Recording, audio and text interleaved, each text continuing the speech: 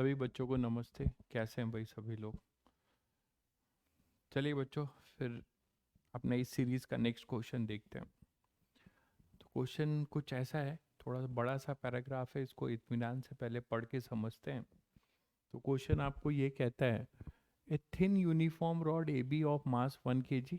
एक रॉड है A B का, ठीक है, जिसका मास 1 kg है और 1 मीटर उसकी लेंथ है, हॉरिजेंटली रखा हुआ है। और टू स्मॉल इंसेक्ट, यहाँ पे जस्ट इसके सेंटर पे दो स्मॉल इंसेक्ट हैं इस रॉड पर, जिसके मास जो है 1/6 है। ठीक है, अगर मास रॉड का 1 kg है तो इसका 1/6 kg है। फिर इनका कहना है कि at time t equal to 0 rod is projected in vertical XY plane. इस रॉड को, ये रॉड है और यहाँ पे ये दो इंसेक्ट थे, आपने इस पूरे रॉड को y इस तरीके से वर्टिकली प्रोजेक्ट कर दिया है 30 डिग्री पे, जिसका स्पीड ऑफ प्रोजेक्शन 10 मीटर पर सेकेंड दिया हुआ है। ठीक है, और इतना ही नहीं किया है, आपने इसको प्रोजेक्ट करने के साथ साथ रोटेट भी किया है। इसका मतलब हुआ कि ये जो अपना रॉड है ये सिंपली ऐसे नहीं फेंका गया है। ठीक है, इसको आपने थोड़ा सा क्या किया है, इस तरीके से फेंका है, इस तरीके से, जिससे कि ये जो रॉड है आपका हॉरिजेंटली, ये अब इस तरीके से फेंका है कि ये रॉड इस तरीके का मोशन करता हुआ जाएगा। That is translation as well as rotation. तो इसमें लिखा हुआ है कि एंगुलर वेलोसिटी आप दे रहे हो, ठीक है, plane such that its initial velocity of projection is 10 meter per second at an angle of 30 degree with horizontal and angular velocity this। तो दो चीजें साथ कर रहे हैं रॉड के साथ। आप रॉड पे सेंटर पे दो इंसेक्ट बैठे हुए थे, रॉड को आपने हॉरिजेंटली जो है उसको प्रोजेक्ट किया, 10 मीटर पर सेकेंड से प्रोजेक्ट किया, और साथ में आपने क्या किया है, साथ में उसको ओमेगा भी दिया है। तो रॉड का जो मोशन है वो ये मोशन होने वाला है, और इंसेक्ट जो है वो अभी सेंटर पे थे जब आप उसे प्रोजेक्ट कर रहे थे तब। फिर क्या होता है, immediately after projection both the insect starts moving on the rod. तो विदाउट स्लिपिंग, ये इंपॉर्टेंट बात है, मतलब away from the centre in opposite direction, है ना, with velocity this with respect to rod.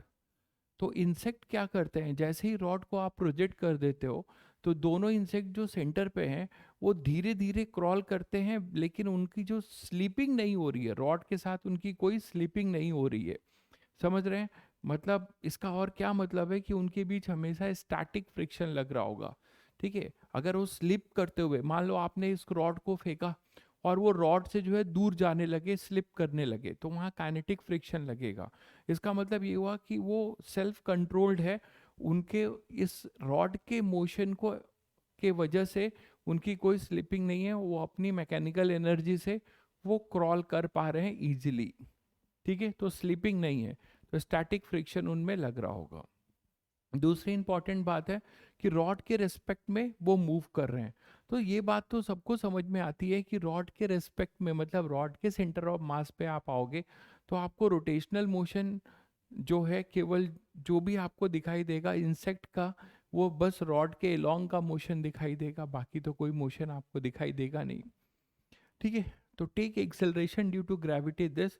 आपको अब इनके आंसर्स बताने हैं। पहला है, while rod is in motion in vertical plane under the influence of gravity। ठीक है, तो अगर ये रॉड जब मोशन में है तो क्या क्या हो सकता है, sum of kinetic energy and gravitational potential energy of the system will remain conserve. ठीक है, एंगुलर मोमेंटम ऑफ सिस्टम। तो देखिए ये बात सबको समझ में आती है कि रॉड पे जो दोनों इंसेक्ट हैं वो सेंटर से दोनों अपोजिट साइड है और दोनों सेम वेलोसिटी से दूर जा रहे हैं, तो उनका सेंटर ऑफ मास, पूरे सिस्टम का जो सेंटर ऑफ मास है वो हमेशा सेंटर ऑफ द रॉड पे ही लाई करेगा। ठीक है, तो इसका मतलब mg जो होगा, सेंटर ऑफ मास जो है सेंटर ऑफ रॉड पे रहेगा, सिस्टम का सेंटर ऑफ मास हमेशा सेंटर ऑफ रॉड पे रहेगा। क्योंकि ये बात सबको समझ में आती है कि जो इंसेक्ट हैं, इंसेक्ट इक्वल डिस्टेंस जो है, इक्वल डिस्टेंस पे रहेंगे, इक्वल डिस्टेंस पे रहेंगे हमेशा सेंटर से। तो mg एक फोर्स लगेगा केवल, और mg फोर्स लगेगा जो कि कोई टॉर्क नहीं देगा। तो ये बात तो सबको समझ में आती है कि सिस्टम का एंगुलर मोमेंटम कंजर्व होगा, ठीक है। टाउ एक्सटर्नल यहाँ पर जीरो है ना, अबाउट सी ओ एम। तो सी ओ एम के अबाउट कोई भी एक्सटर्नल टॉर्क नहीं है, तो ये जीरो होगा, ठीक है। Linear momentum of system will remain conserve. इन्होंने डायरेक्शन नहीं बोली है, वाई डायरेक्शन में ग्रेविटी लग रहा है तो एक्स डायरेक्शन में कंजर्व हो सकता है, बट वाई डायरेक्शन में नहीं होगा, इन्होंने डायरेक्शन नहीं बोला है। एंगुलर वेलोसिटी कंजर्व कैसे हो सकती है? अगर एल को कंजर्व रहना है, ठीक है, एल को अगर कांस्टेंट रहना है, मतलब आई ओमेगा को कांस्टेंट रहना है।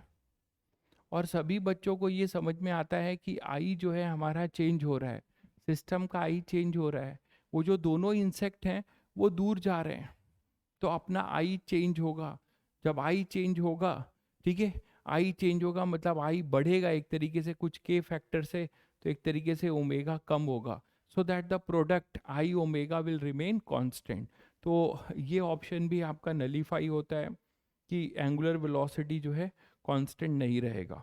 तो इसमें ये होता है ग्रेविटेशनल, इसके बारे में अभी इस पे बात करेंगे अभी। Sum of kinetic energy and gravitational potential energy को ये कंजर्व करा रहे हैं, क्या ये होगा कि नहीं, इस पे भी अभी बात करेंगे। पहले ये क्लियर है, चलिए ये आपके लिए है सोचने के लिए। नेक्स्ट क्वेश्चन बोला जाता है कि angle through which the rod will rotate before the centre of the rod come to same horizontal level as it was. मतलब आपने इसको ऐसे फेंका था, इस रॉड को आपने इस तरीके से फेंका था और रोटेट करके और ट्रांसलेट करके, तो ये रॉड ऐसे जाएगा।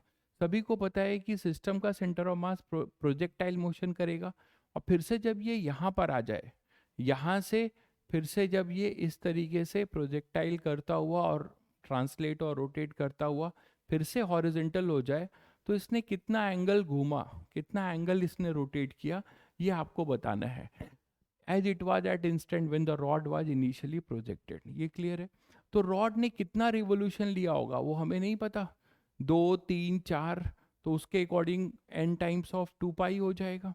तो चलिए देखते हैं कि ऐसा कब हुआ होगा और कैसे हुआ होगा। सबसे पहली बात तो ये सबको क्लियर होता है कि जब रॉड एक प्रोजेक्टाइल मोशन कर रहा है ना, रॉड क्या मतलब सिस्टम, पूरे सिस्टम का जो सेंटर ऑफ मास है वो एक प्रोजेक्टाइल मोशन कर रहा है। तो पूरे सिस्टम का जो सेंटर ऑफ मास है वो एक प्रोजेक्टाइल मोशन कर रहा है। तो आप क्या बोल सकते हो बच्चों?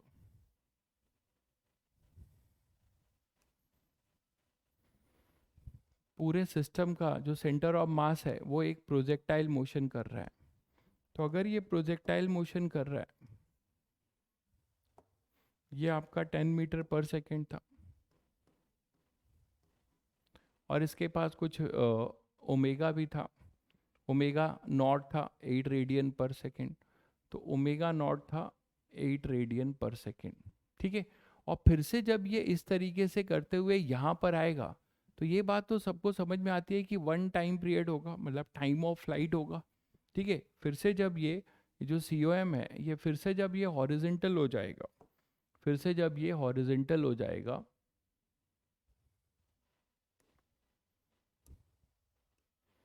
फिर से जब देखो ये हॉरिजेंटल हो जाएगा, तो एक तरीके से आप सी ओ एम को केवल देखो, तो ये 1 टाइम पीरियड t=0 से t=t में 1 टाइम पीरियड होगा, और ये अपना 60 डिग्री था।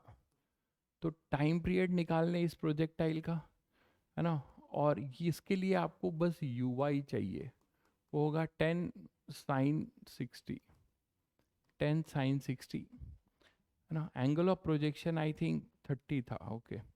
तो 10 sin 30, तो 10 sin 30, है ना, और ये अपने पास हो जाएगा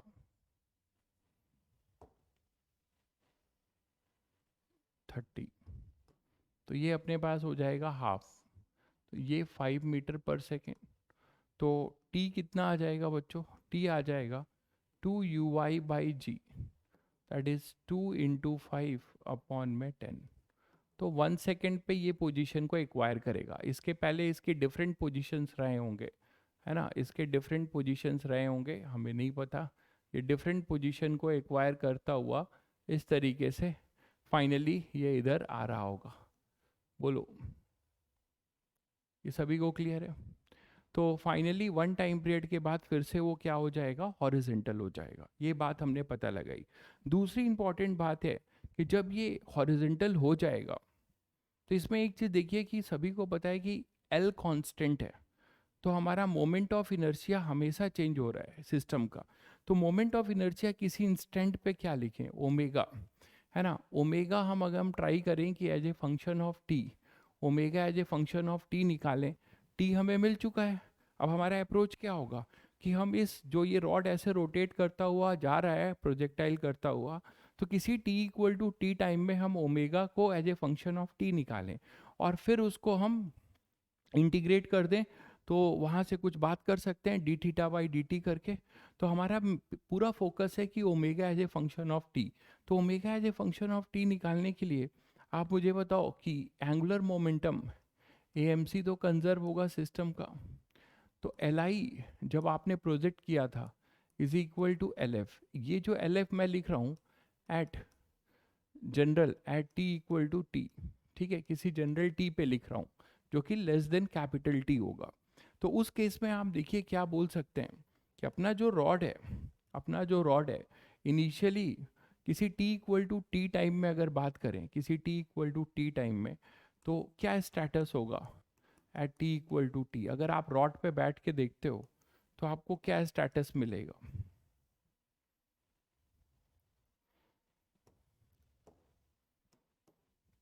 आपको यही मिलेगा कि जो ये इंसेक्ट हैं अपने, ये जो अपने इंसेक्ट हैं, मान लेते हैं ये इंसेक्ट कुछ इधर मूव कर रहा होगा और ये इंसेक्ट इधर मूव कर रहा होगा, ठीक है, किसी time t equal to t. मैं एंगल की बात नहीं कर रहा हूँ, मैं ये नहीं कर रहा हूँ कि रॉड हॉरिजेंटल होगा। हम रॉड पे बैठ के देख रहे हैं तो उसकी ट्रांसलेशनल वेलोसिटी इग्नोर मार रहे हैं, ठीक है। तो अपने पास क्यों कर रहे हैं, आपको पता है कि ट्रांसलेशन की वजह से उसका कोई भी कंपोनेंट, देखिए ये 0.5 मीटर पर सेकेंड था, जो वेलोसिटी ऑफ इंसेक्ट है वो 0.5 मीटर पर सेकेंड है, ठीक है। मतलब अभी मैं इसको v ले लेता हूँ और वो रिलेटिव है ना, v रिलेटिव है, तो हम इसको v रिलेटिव ले रहे हैं, ठीक है। और ये t equal to t time में इसने कितना डिस्टेंस ट्रैवल कर लिया होगा, तो इसने डिस्टेंस ट्रैवल कर लिया होगा वी आर टी, और इसने भी डिस्टेंस ट्रैवल कर लिया होगा वी आर टी। और किसी इंस्टेंट पे मान लेते हैं कि इसका जो ओमेगा है वो चेंज होके कुछ ओमेगा हुआ है, ठीक है। तो अब हम एंगुलर मोमेंटम कंजर्वेशन में हमें ट्रांसलेशन से कोई दिक्कत नहीं है, क्यों, क्योंकि इसका जो ट्रांसलेशन है, इसका लाइन ऑफ एक्शन इसी से पास हो रहा है, इस इंसेक्ट की वेलोसिटी का लाइन ऑफ एक्शन इसी से पास हो रहा है, रॉड की ट्रांसलेशनल वेलोसिटी का लाइन ऑफ एक्शन भी सेंटर ऑफ मास से पास हो रहा है। तो ये अपना COM है ऑफ द सिस्टम। तो यहाँ के लिए हम क्या बोल सकते हैं, केवल L equal to I omega लगा दें, केवल रोटेशन की वजह से होगा। तो L equal to I omega लगाएं, तो ये हमारा कोई t इक्वल टू टी पे था, इनिशियल क्या होगा Li। इनिशियली सारे इंसेक्ट जो है सेंटर पे ही थे, ठीक है, इंसेक्ट अपने सेंटर पे थे, तो उनका मोमेंट ऑफ इनर्शिया जीरो होगा, because insect are treated as to be a point mass. तो इंसेक्ट जो है एक पॉइंट मास की तरह ट्रीट होगा, तो उसका जो है मोमेंट ऑफ इनर्शिया जीरो होगा। और जब उसका मोमेंट ऑफ इनर्शिया जीरो होगा तो Li equal to L F लिख सकते हैं। Li अपने पास हो जाएगा ml² बाई 12 केवल रॉड का into omega naught is equal to, यहाँ पर क्या क्या होगा देखिए, ml² बाई 12 है ना, plus 2 times of mass of insect is m/6, m/6 है इंसेक्ट का मास और इसका मास m है, तो m/6 है ना, into distance, it is VRT², it is VRT², यहाँ से पूरे का इंटू ओमेगा। ये क्लियर है बच्चों। तो यहाँ पर अब आप इजीली जो है क्या कर सकते हैं, इजीली आप यहाँ से ओमेगा निकाल सकते हैं, यहाँ से आप ओमेगा निकाल सकते हैं। और ये जो ओमेगा आएगा जब आप वैल्यू पुट करेंगे तो आपके पास m1 है,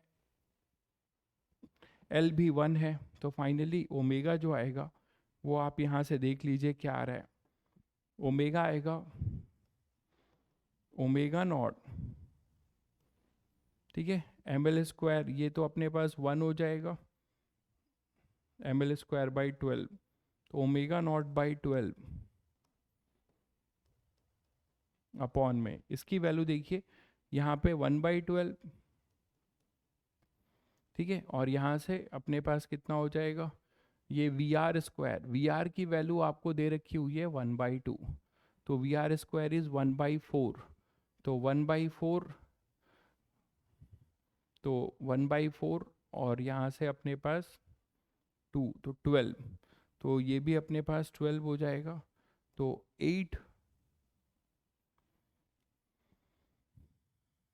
तो 1/12, देखिए ml²/12, ml²/12, m1 है L1 है, तो ये 1/12, यहाँ पे वी आर की वैल्यू 1/4 पुट करिए, ये यहाँ पे अपने पास 1/3, तो प्लस 1/3, ठीक है, 1/3 इंटू 1/4 इंटू t²। तो बच्चों यहाँ से आपको ओमेगा मिल जाता है, omega naught 1 plus t², omega equal to omega naught 1 plus t²। अब आपको वही जो मैं कह रहा था कि आपको ओमेगा मिल चुका है, omega is your omega naught 1 plus t², तो क्या हम इसको D theta by d T लिख सकते हैं, और D theta by d T लिख कर इसको इंटीग्रेट कर सकते हैं। ओमेगा नॉट की वैल्यू, ओमेगा नॉट की वैल्यू भी आई थिंक हमें दे रखी हुई है 8 रेडियन पर सेकेंड, तो ओमेगा नॉट को भी आप 8 लिख लीजिए, तो ओमेगा नॉट भी अपना 8 हो जाएगा, ये 8 रेडियन पर सेकेंड गिवन था। तो यहाँ से डी थीटा अपने पास जो आएगा वो 8 1 प्लस t² dt, और ये हो जाएगा 0 से कुछ थीटा, और ये हो जाएगा 0 से कितने टाइम के बाद वो हॉरिजॉन्टल होता है, कितने टाइम के बाद हॉरिजॉन्टल होता है, 1 सेकेंड के बाद, तो 1 सेकेंड, तो थीटा आ जाएगा 8, tan इनवर्स कितना हो जाएगा ये t, tan इनवर्स t है ना, 0 से 1, तो theta tan inverse 1 is your π/4, तो theta is your 2 pi radian per second, तो थीटा हमारे पास आ जाएगा 2 पाई रेडियन पर सेकेंड। ये क्लियर है। अब जो थर्ड पार्ट पूछा गया है, थर्ड पार्ट जो पूछा गया है, देखिए कि friction force acting on insect when they reach end of the rod without slipping. तो आपको पता है कि जब स्लिपिंग नहीं हो रही है और रॉड एंड पे जा रहा है, तो इंसेक्ट जो है एंड पे कब जाएंगे बच्चों, इंसेक्ट जो है एंड पे जाने के लिए उनको टाइम क्या लगेगा, ये टाइम हम निकाल सकते हैं, t1 टाइम, क्या मान रहे हैं, when rod reaches at the end. तो जब ये t1 टाइम है, तो इस t1 टाइम में हम क्या लिख सकते हैं, t1 टाइम अपना क्या हो जाएगा, length of the rod is 1 metre, तो 1/1/2 उसकी वेलोसिटी, तो that is equal to 2 second, है ना।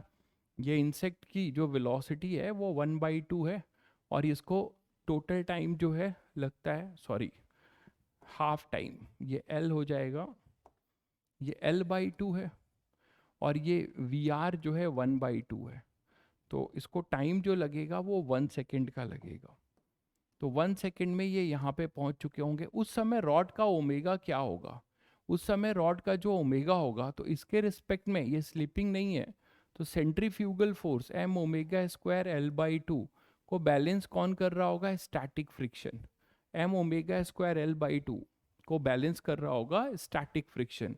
तो आप डायरेक्ट स्टैटिक फ्रिक्शन लिख सकते हो m²L/2, ये ओमेगा कहाँ का है, ओमेगा एट t = 1 सेकेंड। तो अभी हमने जनरल ओमेगा निकाला है 8/1 प्लस t², तो ओमेगा एट t = 1 सेकेंड, वो हमारे पास आ जाएगा कितना, 4 रेडियन पर सेकेंड।